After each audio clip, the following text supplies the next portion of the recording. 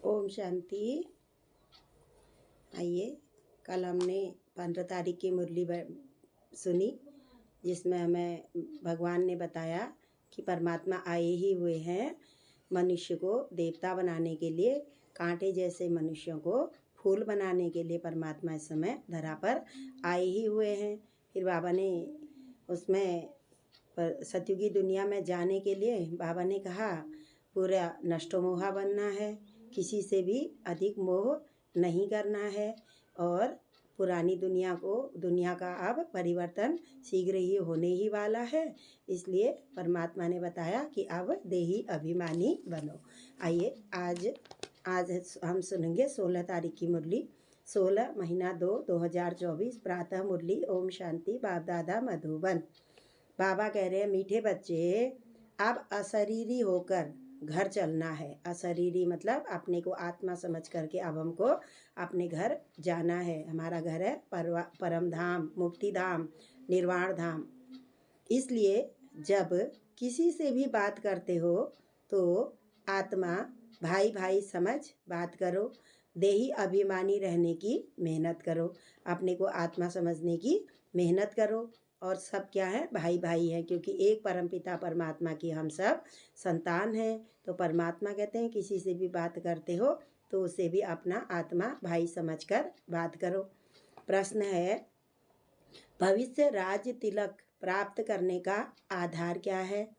उत्तर है पढ़ाई। जो है परमात्मा हमें इस समय जो ज्ञान रत्नों की, अविनाशी ज्ञान रत्नों की पढ़ाई पढ़ा रहे हैं, उसका आधार है भविष्य में सतयुगी दुनिया में देवी देवता बनना।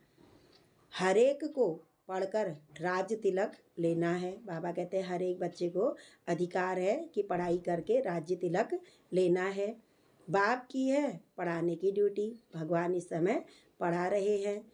इसमें आशीर्वाद की कोई भी बात नहीं है। ये भी नहीं कहना कि भगवान हम पर कृपा कर दो, हमको आशीर्वाद दे दो। बाबा कहते हैं ये सब भक्ति मार्ग की बातें हैं। इसलिए इसमें बाबा कहते हैं आशीर्वाद व कृपा करने की कोई भी बात नहीं है। पूरा निश्चय है तो श्रीमत पर चलते चलो। अगर निश्चय है कि भगवान सृष्टि का परिवर्तन करने आए हुए हैं, हमको पढ़ा रहे हैं, तो बाबा ने कहा मेरी श्रीमत पर चलते चलो।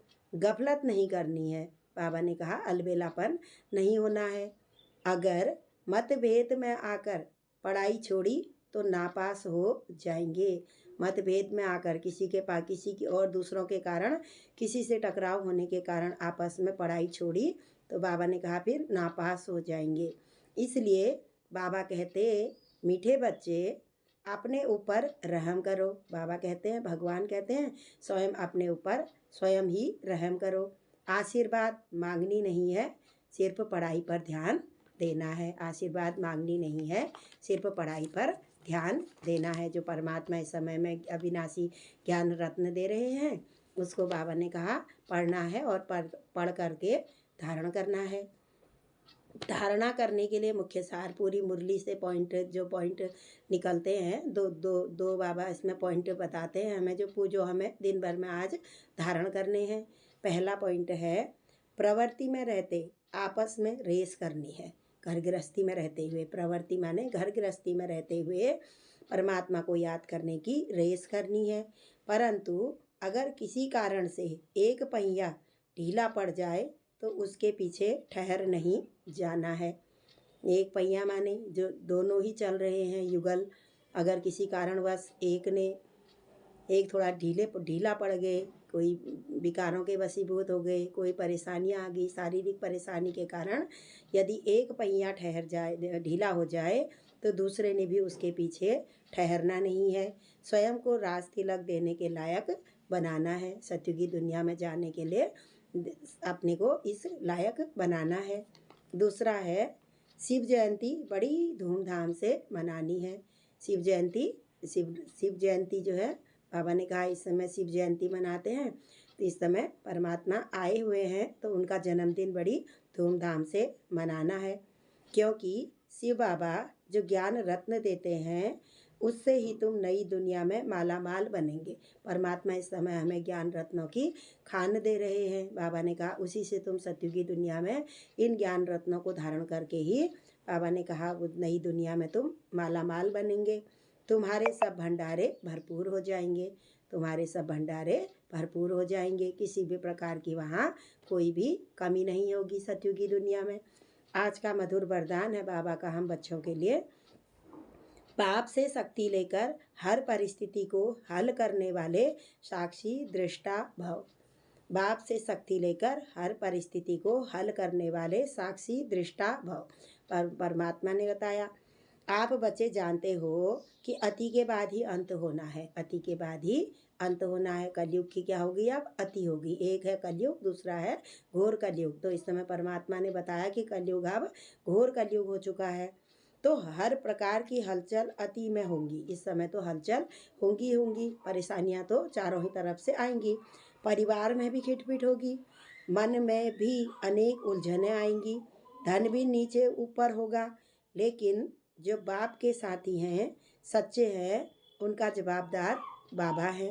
बाबा कह रहे हैं हलचल में अगर तुम मुझसे शक्ति लोगे तो जवाबदार फिर बाबा है। सारी जिम्मेवारी यदि हम परमात्मा को दे देंगे तो परमात्मा कहते हैं फिर जिम्मेवारी मेरी है। ऐसे समय पर मन बाप की तरफ हो तो निर्णय शक्ति से सब पार कर लेंगे। साक्षी दृष्टा हो जाओ तो बाप की शक्ति से हर परिस्थिति को सहज हल कर लेंगे। साक्षी दृष्टा हो करके देखते रहो, कहते हैं बाबा, ये क्योंकि आप परेशानियां आने वाले समय में बढ़नी ही हैं। आज का स्लोगन है, आप सब किनारे छोड़ घर चलने की तैयारी करो। परमात्मा कहते हैं सभी से किनारे छोड़ करके अब देह सहित देह के सारे संबंधों को छोड़ करके मामेकम याद करो और अपने घर चलने की अब तैयारी करो। हमारा घर कहाँ है, शांति धाम, परम धाम, जिसको हम आरती में भी कहते हैं पार ब्रह्म परमेश्वर तुम हो सबके स्वामी। तो इस समय परमात्मा धरा पर अवतरित होकर के हमें ज्ञान रत्नों से भरपूर कर रहे हैं। अच्छा, ओम शांति, ओम शांति, ओम शांति।